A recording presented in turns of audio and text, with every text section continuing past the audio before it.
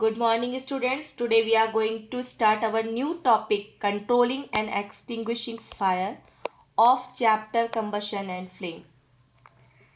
As you know that for combustion of a substance, three basic needs are there. Number one is the presence of combustible substance.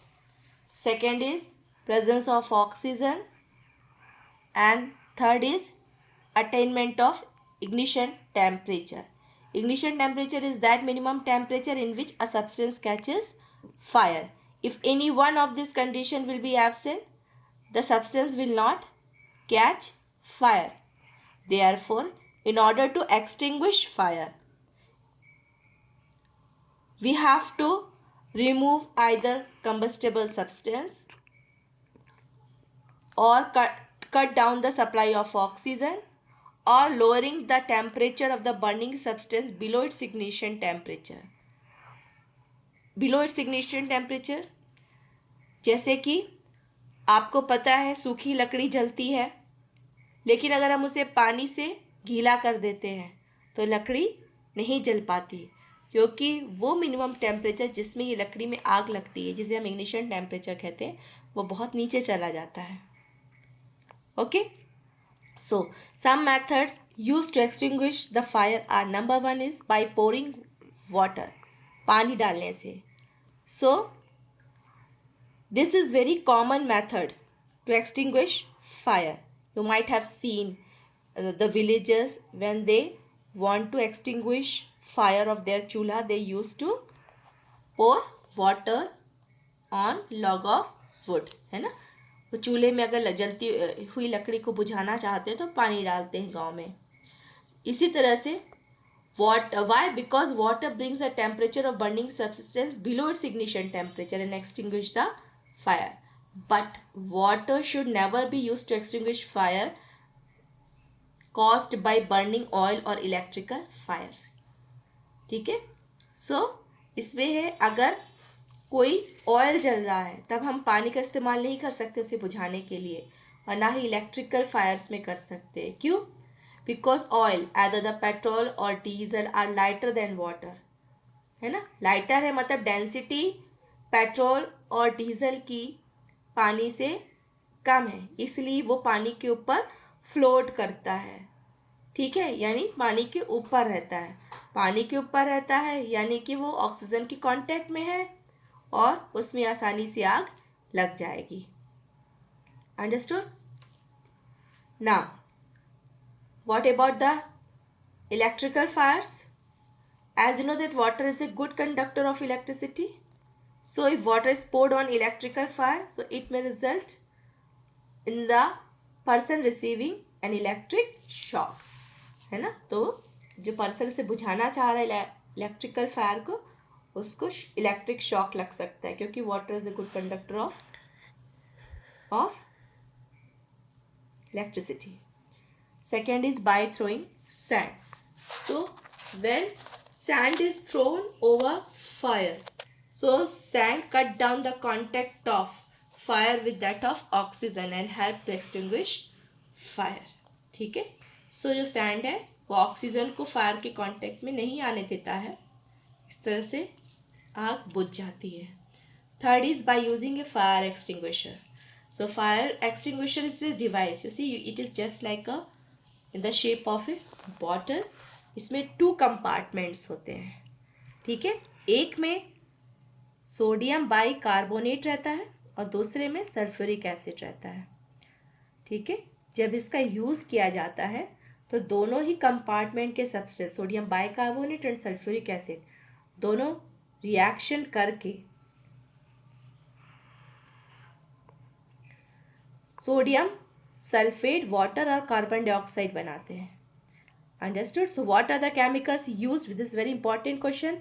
What are the chemicals used in fire extinguisher? Number 1 is sodium bicarbonate, number 2 is sulfuric acid, and they react together to form sodium sulfate, water and carbon dioxide, and this carbon dioxide make a blanket over fire and cut down the contact of fire with that of oxygen, and in this way fire get extinguished. Okay, so when it is used, both the substances come in contact with each other and produce fountain of carbon dioxide with great pressure, which extinguish the fire. Okay, now let us learn more how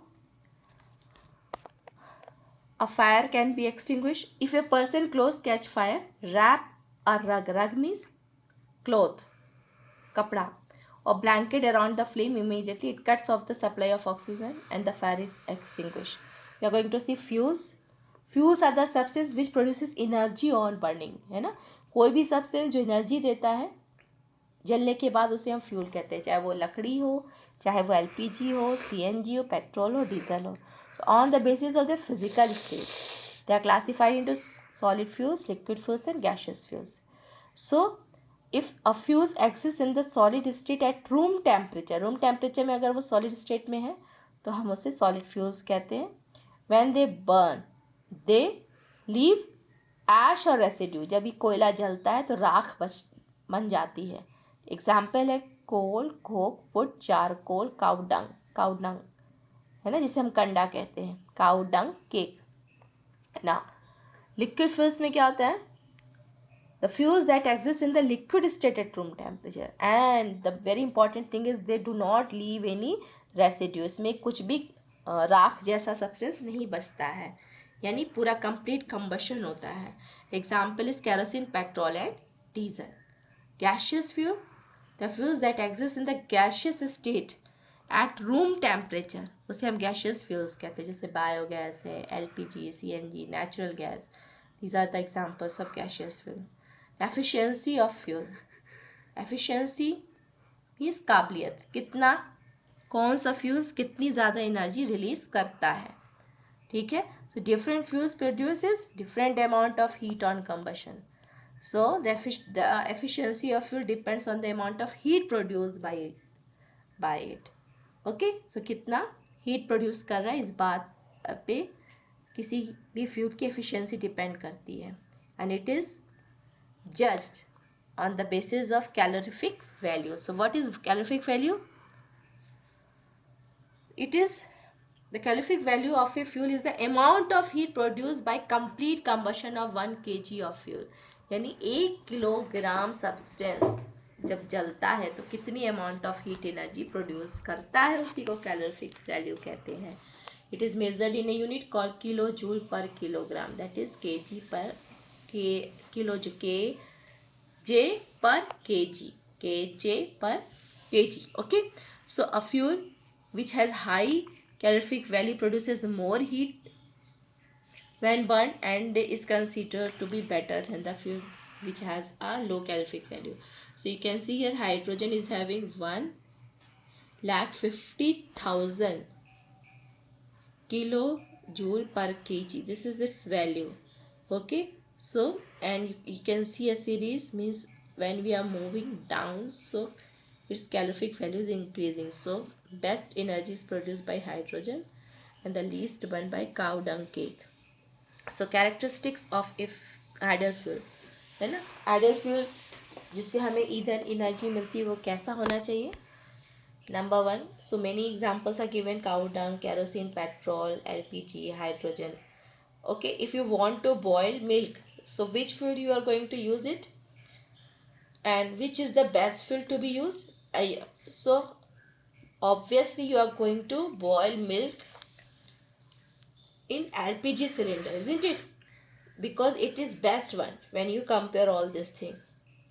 Okay, though hydrogen is having the highest calorific value, लेकिन आप hydrogen के ऊपर milk नहीं boil करेंगे क्योंकि highly combustible हो जाता है, बहुत जल्दी आग, बहुत तेज़ी से आग इसमें पकड़ती है. Okay, so what happen, you will use LPG. Fuels are available in different forms होता है. Okay, selection of fuels among various fuels depends on several factors. कई फैक्टर्स है जिसके बेस पे हम फ्यूल्स को सेलेक्ट करते हैं. Number 1 very important thing is no fuel is an ideal fuel. कोई भी फ्यूल आइडियल फ्यूल नहीं है. इसका क्या मतलब है ये कि अगर हम कह रहे हैं आइडियल फ्यूल होने के लिए उसमें कुछ क्वालिटीज़ होनी चाहिए, जैसे कि वो इजीली ट्रांसपोर्ट करा जा सकता है, इजी टू हैंडल है, कोई रेसिड्यू राख ना बचे और सब्सटेंस भी आसानी से वो गर्म कर सके और बर्न हो सके. Okay, so depending on the need and purpose, one fuel may be better than the other. The following characteristics should be kept in mind. Number one, it should be economical and easily available. So आसानी से मिलने वाला plus सस्ता भी होना चाहिए. It should be safe to handle, है ना. ले जाने जैसे कोयला, कोल आसानी से लेकर हम इधर उधर जा सकते, तो हैंडल, स्टोर करना, ट्रांसपोर्ट सब इजी है ना. It should have moderate rate of combustion. कोई भी फ्यूल्स बहुत जल्दी जल्दी जल जाएगा तो वो भी अच्छी बात नहीं. उसे धीरे धीरे, जैसे एलपीजी गैस जलती धीरे धीरे, वैसे ही जलना चाहिए. ठीक है. It should cause less pollution on combustion. Pollution नहीं प्रोड्यूस करना चाहिए. It should have proper ignition temperature, neither too high not too low, है ना. इग्निशन टेम्परेचर भी क्या होना चाहिए, प्रॉपर होना चाहिए. अदरवाइज़ क्या होगा, बहुत हाई इग्निशन टेम्परेचर है ना, तो क्या हो जाएगा, ईजिली कैच कर लेगा फायर. ओके. और लो हो जाएगा तो इसमें आग को नहीं पकड़ेगा, इसलिए मॉडरेट होना चाहिए वो भी. It should not leave any residue after combustion. So राख या कोई कचरा इसके जलने के बाद नहीं बनना चाहिए. We are going to see one next topic, harmful effects of burning of fuel. So what are the effects, क्या असर डालता है इसमें. So burning of fuel releases harmful pollutants into atmosphere.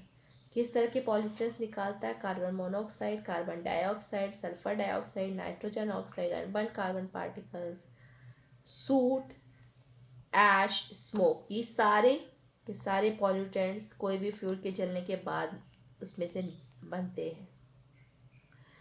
They have number of negative effects also on the environment, okay, and it is not good for the life of people, plants and animals. So we are going to understand one by one. Carbon monoxide. Carbon monoxide is a colorless and odorless gas होती है. It can not be detected easily, क्योंकि इसमें कोई भी smell नहीं होती, कोई colour नहीं होता, इसलिए हम इसको आसानी से नहीं पहचान सकते हैं. It is released by incomplete combustion of fuel. जब कोई भी फ्यूल को ऑक्सीजन नहीं मिलती तब कार्बन मोनोऑक्साइड का फॉर्मेशन होता है. High levels of carbon monoxide are poisonous to human, है ना. ज़्यादा अगर हमारी बॉडी में कार्बन मोनोऑक्साइड चली जाती है तो सफोकेशन के वजह से इंसान की डेथ हो सकती है. अंडरस्टूड. सो जब भी कभी बर्निंग होती है तो उसे प्रॉपर ऑक्सीजन मिलती रहती है अगर फ्यूल को, तो कार्बन डाइऑक्साइड बनता है. लेकिन अगर उसको ऑक्सीजन की कमी रहती है और उसमें फ्यूल जलता है तो कार्बन मोनोऑक्साइड बनता है. आपको पता है कार्बन मोनोऑक्साइड की एफिनिटी हीमोग्लोबिन से बहुत ज़्यादा है कंपेयर टू ऑक्सीजन. यानी अगर आपके बॉडी, जो आपकी आरबीसी में हीमोग्लोबिन है जो उसे रेड कलर देता है और ऑक्सीजन को कैरी करता है, तो अगर उसको ऑक्सीजन और कार्बन मोनोऑक्साइड दोनों की अवेलेबिलिटी मिल रही है तो आपका हीमोग्लोबिन चाहेगा कि वो कार्बन मोनोऑक्साइड से कंबाइन हो जाए, है ना. इसे एफिनिटी कहते हैं. Affinity means love. ओके. सो क्या बनाएगा, कार्बोक्सी हीमोग्लोबिन, क्योंकि इसकी एफिनिटी 325 टाइम्स मोर होती है. हीमोग्लोबिन आसानी से कार्बन मोनोऑक्साइड से कंबाइन हो जाता है compare to oxygen. So suffocation की वजह से when we inhale this gas, so it reduces amount of oxygen in our blood which leads to blood vision. धुंधला दिखता है, हेडेक होता है, सफोकेशन होता है, दम घुटता है और डेथ हो जाती है. सो वेरी इंपॉर्टेंट क्वेश्चन है, why it is dangerous to sleep in a closed room where coal or wood is burning, है ना. आपको क्यों खतरनाक है किसी भी बंद कमरे में सोना जहाँ कोयला या लकड़ी जल रही है. इसका आंसर क्या है, क्योंकि कमरा बंद है यानी कोयले को या लकड़ी को ऑक्सीजन नहीं मिल रही है. जब ऑक्सीजन नहीं मिल रही है तो कार्बन डाइऑक्साइड की जगह कार्बन मोनोऑक्साइड बनेगा, और आपको पता है कार्बन मोनोऑक्साइड इजीली हीमोग्लोबिन से कंबाइन होकर कार्बोक्सी हीमोग्लोबिन बनाता है. Understood. So because of formation of carbon monoxide. याद रहेगा ना, वेरी इंपॉर्टेंट क्वेश्चन. ना carbon dioxide it is release when combustion of fuels takes place with sufficient supply of oxygen रहती है. So excess of this gas, जब carbon dioxide produce होती है वह सफिशिएंट सप्लाई ऑफ ऑक्सीजन है. So carbon dioxide की property है कि वो सन हीट को एब्जॉर्ब करता है. जब एब्जॉर्ब करता है so it increases atmospheric temperature resulting in global warming. आपको पता है अगर 0.5 degree rise in the temperature हो रहा है, इस कार्बन डाइऑक्साइड है जो हीट सनलाइट या सन की हीट को एब्जॉर्ब कर रहा है, तो उससे अगर 0.5 डिग्री राइज भी हो रहा है टेम्परेचर में, सो इससे जो आइस है ग्लेशियर्स की वो मेल्ट होने लग जाते हैं. ओके, सो ये क्या होते हैं, polar glaciers melt and raise the water level. और ये आपको पता है जितने भी अगर जैसे कोई भी माउंटेन है जहाँ पे आइस है, स्नो से कवर है, तो क्या होगा, वो मेल्ट होकर के वाटर बनता है. वाटर उस नदी से होते हुए समंदर में आती है, सी में आती है. ठीक है, और वो क्या कहता है, जब पानी ज़्यादा इकट्ठा होता है तो कोस्टल एरिया के है जो किनारा है ज़मीन का, वहाँ पे भी पानी भर जाता है, ऊंचाई पे जाता है, और जितने भी आइलैंड है वो इस तरह के पानी में डूब जाते हैं. Understood. So we are going to see carbon dioxide and nitrogen oxide. So carbon dioxide is released due to the burning of coal and diesel. Okay, and nitrogen oxide is released usually by petrol engine. So nitrogen oxide petrol engine से निकलता है, sulfur dioxide burning of coal and diesel से निकलता है. So both these are harmful gases. When dissolved in rainwater, form sulfuric and nitric acid. आपको पता है SO2 water के साथ कंबाइन होकर सल्फ्यूरस एसिड बनाता है. सल्फ्यूरस एसिड फिर से ऑक्सीजन के साथ कंबाइन होकर सल्फ्यूरिक एसिड बनाता है. इसी तरह से nitrogen dioxide plus water nitric acid बनाता है.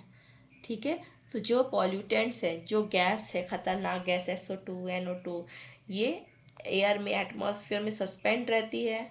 ठीक है, जब पेट्रोल या डीजल सब जलता है, फिर वो रेन वाटर बारिश के पानी के साथ में डिसॉल्व हो करके फिर से ज़मीन या बिल्डिंग में गिरता है. इस और क्या करता है, उसको डैमेज करता है.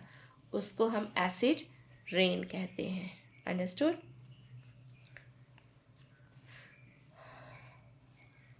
Okay, so it is very harmful for both living and non-living things.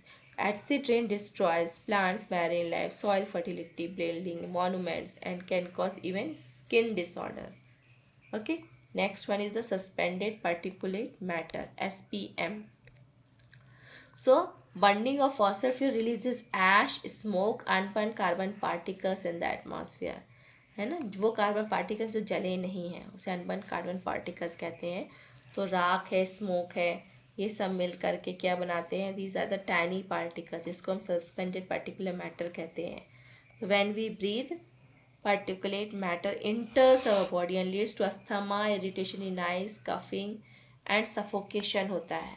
ठीक है, सो particulate matter in air reduces visibility, है ना, हमको दूर की चीज़ें नहीं दिखेंगी एटमॉस्फेयर में अगर SPM की मात्रा ज़्यादा होती है.